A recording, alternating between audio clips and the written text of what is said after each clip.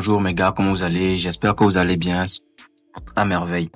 Donc, aujourd'hui, nouvelle vidéo d'analyse, comme chaque mardi, où on va analyser une paire que vous avez décidé, ok, dans le canal Telegram. Donc, suite à mon post ici, il y a eu des commentaires sur le V10, sur le V100 One S, et j'ai demandé à savoir si, voilà, tout le monde est prêt pour le V10. Voilà, j'ai eu 2 réactions positives, donc j'ai jugé bon d'analyser cette paire-là. Donc, s'il y a le temps, on pourra analyser potentiellement le V100 One S s'il y a le temps. Donc, on va commencer sans plus tarder. Et pour tous les nouveaux, je vous invite à vous abonner à la chaîne. C'est une chaîne qui va vous partager et vous apprendre énormément de connaissances sur le trading et tout cela gratuitement. Donc, aujourd'hui, l'analyse sera un peu particulière. Je vais analyser comme si je voulais, ok, prendre position. C'est-à-dire, comme si je venais sur le marché, je vais analyser plus profondément parce que je ne trade plus souvent les indices synthétiques, mais je vais faire un effort, voilà, faire comme si c'était le Forex et me donner à fond. Donc, déjà, quand je viens sur le marché, je vois d'abord la tendance, comme tout le monde. Et qu'est-ce qu'on voit? La tendance quitte d'ici à ici. Voilà. On voit que quoi? C'est une manière très simple de déterminer le biais directionnel en H24. D'abord, ici en H24. Donc, vous allez voir que ici, actuellement, on est en pleine tendance baissière. Donc, lorsqu'on est en tendance baissière, qu'est-ce qu'il faut faire? Il faut privilégier les achats. C'est-à-dire, privilégier les ventes, s'il vous plaît. Il faut privilégier les ventes. C'est-à-dire, toujours prendre des positions à la vente, ou bien privilégier les positions à la vente. Mais on peut toujours prendre aussi des positions à l'achat, mais ça va être que des 20%. C'est-à-dire, quand on prend position à la vente, c'est juste pour 20%, ok? Et quand on prend position à l'achat, c'est 80%. Tout ça pour dire les positions de vente seront beaucoup et toujours plus importantes que les positions d'achat dans une tendance baissière. Et ça, je pense que tout le monde le sait sur cette chaîne-là. Et si tu ne le sais pas, voilà, tu viens d'apprendre. Donc, après avoir identifié le biais directionnel ou bien la tendance générale, je vais d'abord ensuite identifier la structure du marché. Donc, la structure du marché du V10 One S ou bien du V10 en 24 heures, qu'est-ce que je vois? Donc, moi, j'ai l'habitude d'utiliser, voilà, le pinceau, hein. Donc, j'ai le haut, le bas, le haut, le bas, le haut. Ok, ici j'ai mon bas, ici j'ai mon haut, ici j'ai mon bas, ici j'ai mon haut et j'ai eu un bas. Donc, je vais changer la couleur de ce bas là parce qu'il est, voilà, il est caractéristique. Vous allez voir que, quoi, avant que le marché, qu'est-ce qu'on voyait sur le marché, s'il vous plaît? On voyait une impulsion, retracement, impulsion, retracement, impulsion, retracement, impulsion, retracement, impulsion. Déjà, l'impulsion qu'on a eu ici est pratiquement au même niveau ou voire même a dépassé le dernier qui est ici. Donc, on peut déjà noter ceci comme une intention d'achat. Donc, je vais changer la couleur, hein.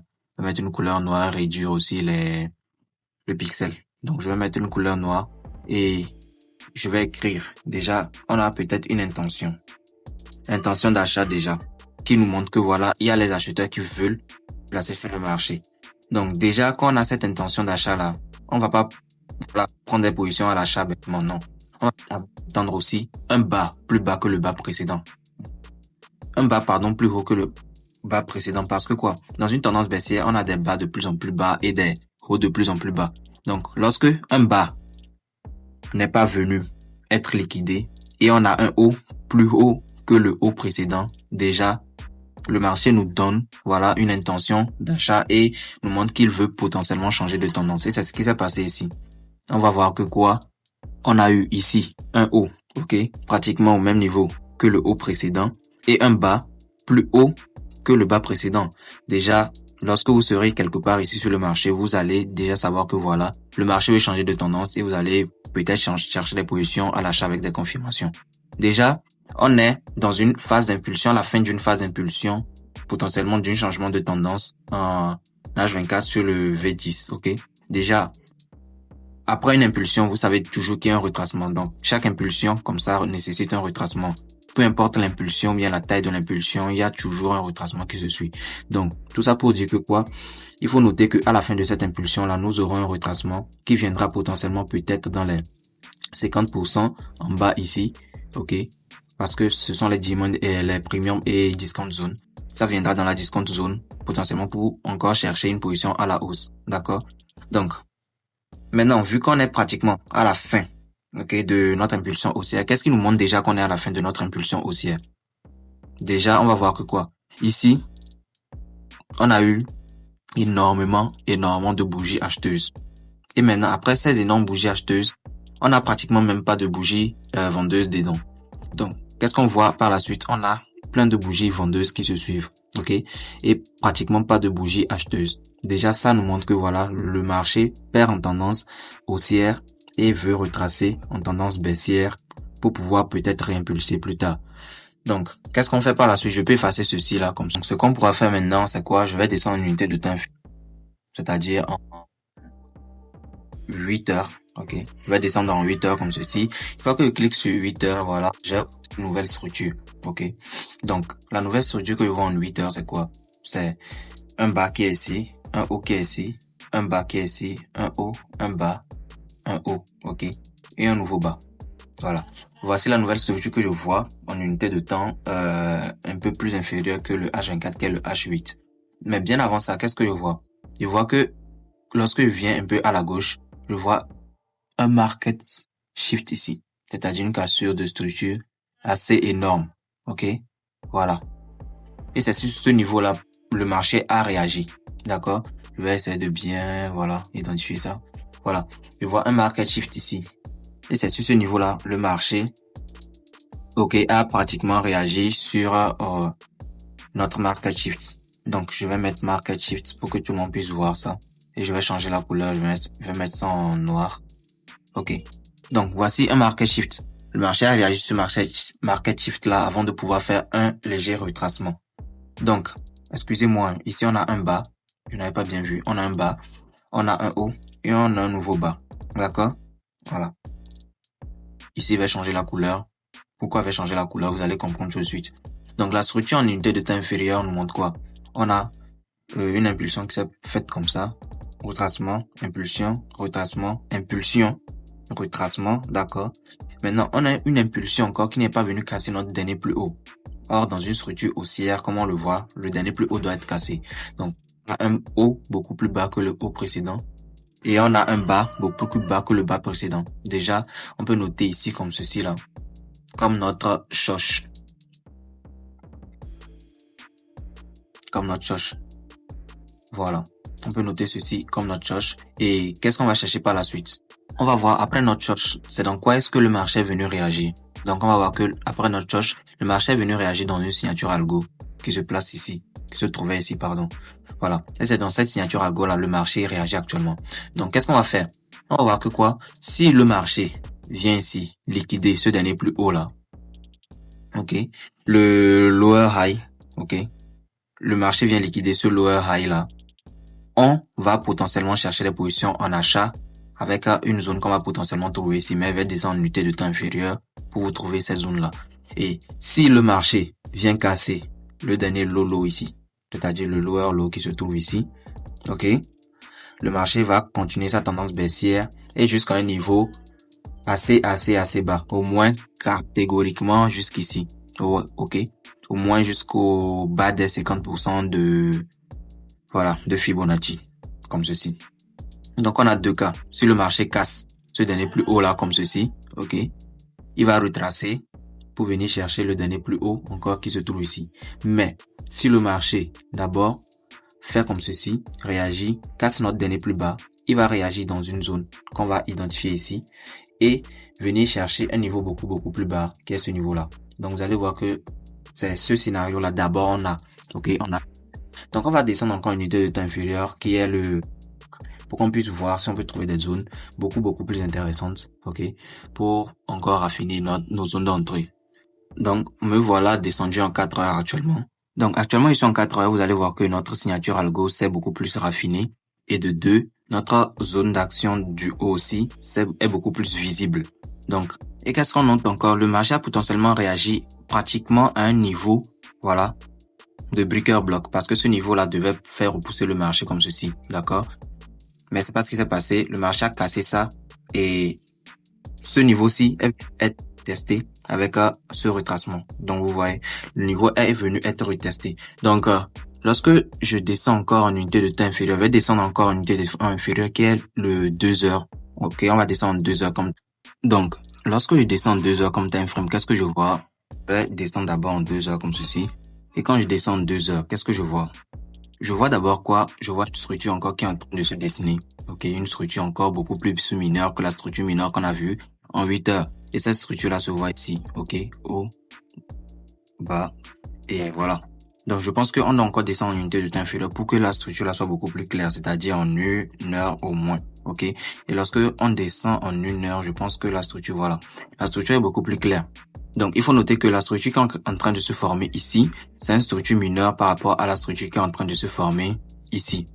Ok. Et la structure qui se forme ici, c'est une structure mineure par rapport à la structure qu'on a vue en H24. Donc, tout ça s'appelle la fractalité du marché. Le marché est fractal et tout ce qui se passe en unité de temps supérieur se passe aussi en unité de temps inférieur. Donc, ça me donne maintenant la possibilité de faire quoi? De pouvoir raffiner nos entrées. Donc, ici déjà, on voit qu'il y a une bonne signature algo ici. Première signature algo. Et deuxième signature algo qui se trouve aussi ici. Ok? Mais, qu'est-ce qu'on voit? On voit que cette signature algo qui est ici là a déjà fait réagir le marché. Ok? Donc, il y a probabilité que le marché réagisse à nouveau là-bas. Je dis, c'est une probabilité que le marché réagisse encore à nouveau là-bas. Parce que quoi? Le marché a laissé une signature algo ici, est venu tester une fois, 2 fois, et la troisième fois, c'est possible. Mais, ça va donner peut-être un inducement pour pouvoir liquider, prendre un niveau ici avant de pouvoir aller à la baisse. Donc, il faut toujours noter cela en tête. Et par la suite, on vient voir aussi ici qu'on peut réduire carrément notre zone, ok? Notre demand zone qu'on avait vu, notre signature algo qu'on avait vu, qui a fait réagir le marché à la hausse. Et il faut noter aussi ici que quoi? Si le marché réagit ici et casse ce dernier plus bas là qui se trouve ici, c'est-à-dire le plus bas qui se trouve ici là, le lower low en unité de temps inférieur, je vais mettre LL pour qu'on puisse voir ça tous ensemble. Si le marché casse ce lower low qui se trouve ici, vous pourrez potentiellement tracer votre zone de demand ici, de supply s'il vous plaît, pour pouvoir chercher des positions acheteuses. Comme je l'ai fait dans les premières vidéos sur les entrées sniper, le marché reviendra comme ça et repartira. Mais si le marché, ok, casse cette zone-ci, ok, il faut attendre que le marché revienne dans la zone de notre première signature algo qui se trouve ici là, chercher des confirmations à la baisse pour que le marché puisse aller potentiellement à la baisse, d'accord? Et aussi, vous pouvez descendre en unité de temps inférieure comme 30 minutes et tout cela pour pouvoir encore raffiner, ok, vos entrées. Voici, il y a possibilité de raffinage. Et ici, oui, il y a possibilité de raffinage, mais je vous conseille pas. Ici, il y a possibilité de raffinage. Oui, c'est bel et bien possible. Mais je vous conseille pas aussi. Déjà, ce que j'ai déjà fait, c'est déjà très bien. Ici, on note que le marché a pris un inducement ici. Ok, une incitation d'achat. On va mettre ça X pour que le marché vienne casser ce dernier plus haut là. Et ce dernier plus haut est venu réagir dans notre demand zone qui se trouve ici. Pour venir normalement casser ce dernier plus haut là, réagir dans notre zone et partir à la baisse. Donc, je vais retourner en 1 heure, ok, pour qu'on puisse avoir une idée générale sur tout ce qui va se produire comme je l'ai identifié. On va voir ce qui va se produire, voir s'il y a d'autres entrées qu'on pourra déterminer. Donc ça, c'est le mouvement à court terme, ok, le mouvement à court terme. Et il faut aussi avoir une vision ici. Ceci, c'est un breaker block, ok. C'est une zone à surveiller, donc on va mettre cette zone-là potentiellement peut-être en rouge ou bien en vert. Donc c'est une zone à surveiller. Donc nos zones où on va beaucoup plus agir, c'est les zones oranges. Donc cette zone orange et ceci, c'est une zone qui a déjà été réagi, qui a déjà été testée. Donc on va mettre cette zone-là en bleu. Donc je vais effacer maintenant les plus hauts et les plus bas que j'avais mis pour vous expliquer comment le marché a fonctionné. D'accord? J'efface ceci, j'efface aussi ceci, j'efface aussi ceci. Voilà. Donc, je trace le dernier lower low en unité de temps inférieur ici. Je mets, voilà. Et voici le lower low là. Voilà. Donc, qu'est-ce que je prévois sur le V10 actuellement? Donc, au moment où je fais cette vidéo, jusqu'à ce que la vidéo ne sorte, ce marché-là va potentiellement déjà réagir, mais c'est pas grave. Le plus important, c'est que vous compreniez déjà ce qui se passe. Et ici, le marché doit normalement casser ce dernier plus haut là. Quand le marché casse ce plus haut là, il y a une confirmation de vente. Avec vos confirmations de vente ici, vous pouvez prendre des positions d'achat. Ok? De vente s'il vous plaît. Vous pouvez prendre des positions de vente. Mais moi, ce que je vous conseille, c'est quoi? C'est de laisser le marché couler. Il y a pas de souci. Le marché n'a qu'à couler. S'il réagit ici, c'est pas grave. Il casse ici, c'est pas grave. Ce qui, c'est sûr, s'il casse le dernier plus bas là, il viendra réagir ici et partir à la baisse. D'accord? Le deuxième scénario possible, c'est que quoi? Le marché va casser ce niveau, premier niveau de signature algo, aller réagir dans notre deuxième niveau de signature algo et partir à la baisse. C'est le deuxième scénario que voilà, je prévois sur le V10 actuellement. Voilà, je vais bien dessiner ça pour que ça soit clair. C'est le deuxième scénario que je prévois actuellement. Mais, il y a un troisième scénario, mais la probabilité est faible. Ok? Donc, que le marché vienne ici, casse ce niveau, réagisse ici. Voilà. Réagisse dans notre zone en vert et reparte. Cette probabilité-là, elle est hyper faible. Donc, je vais mettre ce truc-là en bleu. Donc, c'est la probabilité hyper faible. Donc, si vous arrivez à choper une entrée de vente ici, en tout cas, je vais faire des mises à jour. Si vous arrivez à choper une entrée de vente ici, vous pouvez déjà sortir avec un RR de 14 facilement. Beaucoup plus parce que vous allez beaucoup encore raffiner en unité de temps inférieure. Si vous arrivez à choper une entrée, d'accord? Et si vous arrivez aussi à choper une entrée ici, vous allez aussi sortir avec un RR assez conséquent. Très intéressant. Ici, un RR au moins de 14 aussi. Donc, il faut que vous soyez beaucoup plus focus sur le marché. Et comme vous l'avez demandé, voici l'analyse sur le V10, que j'ai eu à faire. Je vais faire tout pour le publier le plus tôt possible pour que voilà, vous puissiez profiter de cela. Donc, maintenant, voici le scénario que je prévois. Soit ici, je vais cloner ceci. Ou soit ici. Voilà. 15 de RR et 14 de RR directement sur le V10. Voici le scénario que je prévois. Maintenant, qu'est-ce que l'on peut bien faire encore? On va analyser le gold, c'est-à-dire un marché du Forex, tous ensemble maintenant. On va voir comment ça se passer. Donc, nous voilà sur le marché du Forex pour analyser le gold. Je pense que ceci, c'est la dernière analyse que j'avais faite. Donc, je vais effacer tout. Oui. Pour recommencer à zéro et vous montrer comment ça va se passer. Donc, d'abord, on voit que ici, on était en octobre, c'est un high, d'une semaine ou soit d'un mois, il n'y a pas de problème à cela. C'est un high important quand même qui a été liquidé. Donc, on va mettre X. C'est une prise de liquidité importante. Donc, comme je vous l'ai dit, chaque impulsion nécessite toujours un retracement. Donc, cette impulsion-ci a nécessité ce retracement-là. Mais on ne sait pas si le retracement est déjà fini. Peut-être le marché viendra réagir ici pour venir retracer ici avant de réimpulser. Parce que qu'est-ce qu'on voit? On voit que on a notre zone de discount ici. Notre zone de discount est beaucoup plus basse. On est toujours dans la zone de premium, d'accord? Et ça veut pas dire que le retournement n'est pas impossible, mais le plus probable, c'est que le marché revienne dans notre discount, d'accord? Et voilà, après, c'est ce niveau-là qui a été liquidé. On a eu une forte impulsion baissière, d'accord? Et pour avoir une idée sur la structure, comme je vous l'ai dit, ayez l'habitude toujours de, identifier haut, bas, haut, bas. On a pratiquement un haut, un bas, on a un haut, un bas, d'accord? Voilà. On ne sait pas si le bas est plus bas que le bas précédent, on va voir ça tout de suite, avec les analyses beaucoup plus approfondies. Donc, plus ça, on va descendre en unité de temps inférieure, qui est le 8 heures. Lorsqu'on descend 8 heures, on voit que la structure est un peu beaucoup plus claire et qu'est-ce qu'on voit? On voit qu'il y a une structure mineure par rapport à la structure de 24 heures qu'on a eu à identifier précédemment. Donc, on voit ici, je vais changer la couleur, je vais mettre le jaune. Non, le jaune, ça fait mal aux yeux. Je vais mettre le marron. Donc, on a un haut ici, Ensuite, on a un bas ici. On a un haut ici. On a un bas ici. On a un haut, le haut qui était de la structure majeure, qui a été liquidé ici. Donc, voilà. Et voilà. Ensuite, on a le haut et on a un bas, beaucoup plus bas que le bas précédent. D'accord? Ici. Cette cassure-là. On est d'accord. Donc, voilà la structure en 8 heures. Et qu'est-ce qu'on voit? On voit que le marché nous a fait ceci. Bas, haut, bas, haut, bas, haut et bas. D'accord, je vais changer la couleur, je vais mettre le rouge. Et bas. Le bas là est plus bas que le bas précédent. Donc déjà, on a une intention de vente qui s'affiche déjà à ce niveau-là. Donc, sur ce niveau-là, c'est probablement une intention de vente. Le marché qui nous montre ou bien qui nous dit que voilà, on veut chuter, donc préparez-vous à prendre des positions en sell. Donc, déjà à ce niveau-là, on voit déjà qu'il y a un breaker block ici. Voilà. Parce qu'il y a un bas qui devrait normalement impulser le marché à la hausse comme ceci là. Comme ça. Mais c'est pas ce qui s'est passé. Le marché nous a fait quoi?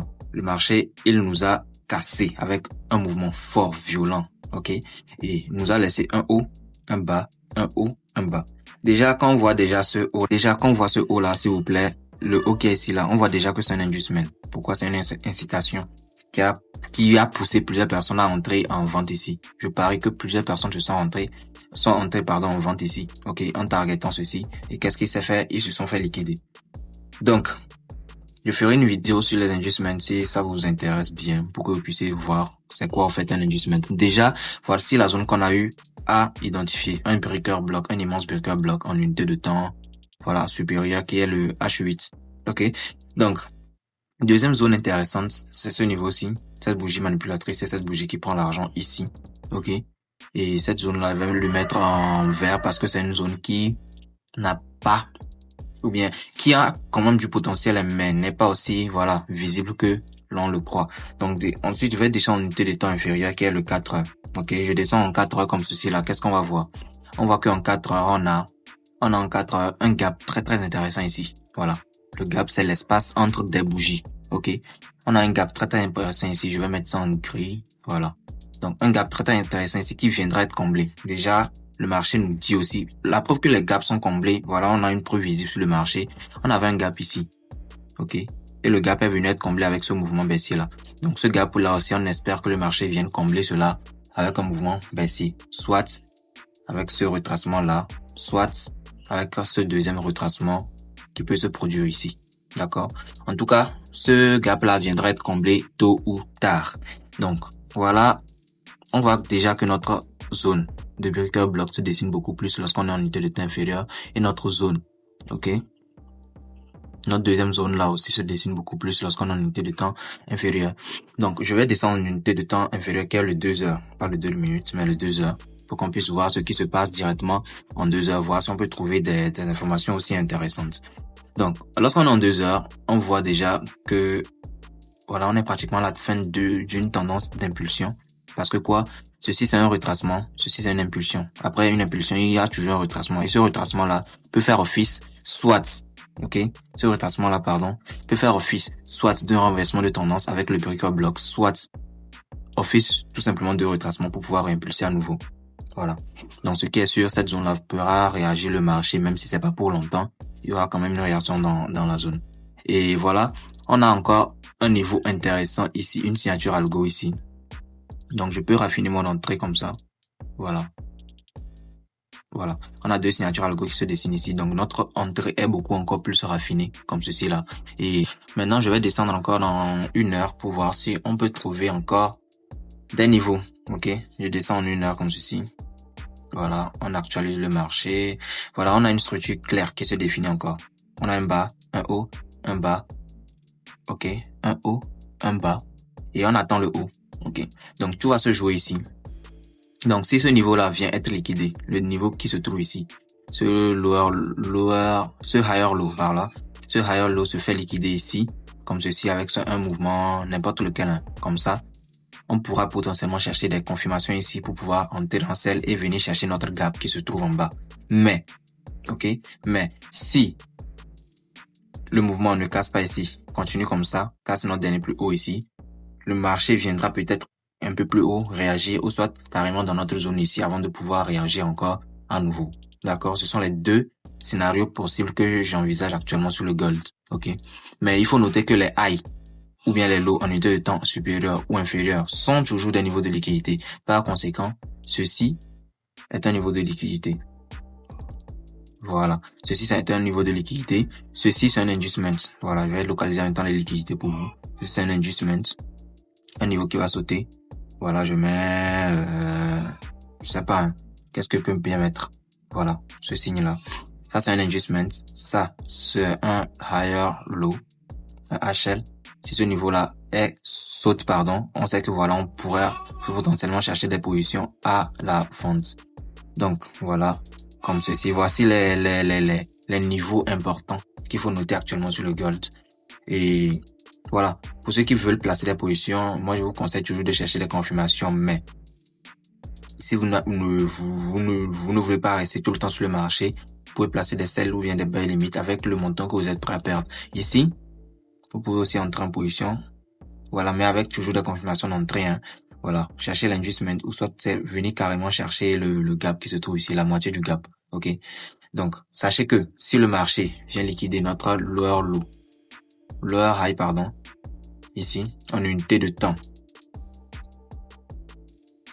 Ok. Je mets un lower low en unité de temps supérieur à notre lower low de l'H24 sur le marché avec un mouvement comme ça vient liquider ceci. Voilà. On est sûr que le marché viendra chercher les 50% de notre niveau. Et les 50% déjà, c'est pratiquement ici. Voilà. Donc, il faut noter cela en tête. Donc, je vais revenir en 4 heures. Voilà. Pour qu'on puisse avoir une idée générale. Voilà.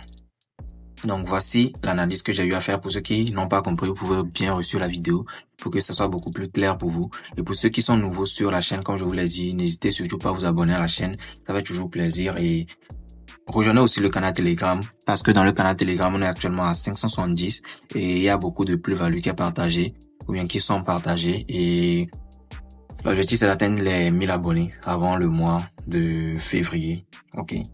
Avant la fin du mois de février. Donc, si on pourrait booster ou bien pousser cela, ça serait vraiment bien. Donc, il y a un seul canal pour mon canal. Bien, je me répète, mais il y a un seul pour mon canal et ce lien-là se trouve en description. Il y a plusieurs personnes qui utilisent mon nom sur Telegram pour essayer de créer des canaux et tout ça. Sachez que je vais jamais vous écrire premièrement. Il faut toujours que vous m'écriviez. Et pour ceux qui cherchent mon contact, il y a toujours mes contacts, soit dans la description, ou soit toujours dans la Mafix Family, c'est-à-dire dans le groupe de discussion de Mafix. Il y a toujours mon contact là-bas. D'accord? Et faites très attention aux arnaqueurs. Je vais jamais vous demander de l'argent dans votre box ou quelque chose, quoi que cela. Voilà. Donc, on se dit à la prochaine. Prenez soin de vous et ciao. Pour ceux qui n'ont pas compris, posez des questions et on se verra au mardi prochain pour une vidéo d'analyse à nouveau.